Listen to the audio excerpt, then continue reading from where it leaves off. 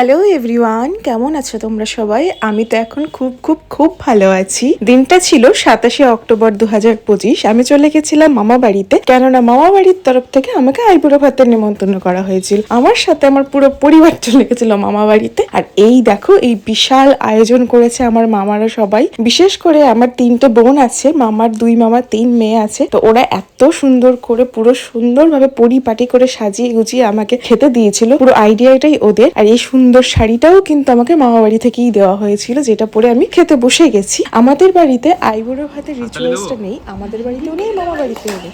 তার জন্য ধান দুব্বর ওই ব্যাপারটা করেনি, এমনি খাওয়ার ওই ব্যাপারটা রয়েছে। কেননা এখন সবাই করে, ওই দেখে ওদেরও ইচ্ছা হয়েছে, আমারও ভালো লেগেছে। তো এই হলো আমার দিদা আমাকে প্রথমে খাইয়ে দিচ্ছিল, আমিও একটু খাইয়ে দিয়েছিলাম দিদাকে। তার মামি খাইয়ে দিয়েছে, আমার মা খাইয়ে দিয়েছে, আমার সব বোনেরা ভাইরা সবাই কিনে আমাকে খাইয়ে দিয়েছিল। আর আমি এখানে খেতে বসেছি, ঠিক আমার অপোজিটে ফুল ফ্যামিলি আমার খাওয়া দেখছিল। আর আমার ভাইটাই বিশেষ করে বেশি জোকারগিরি করছিল।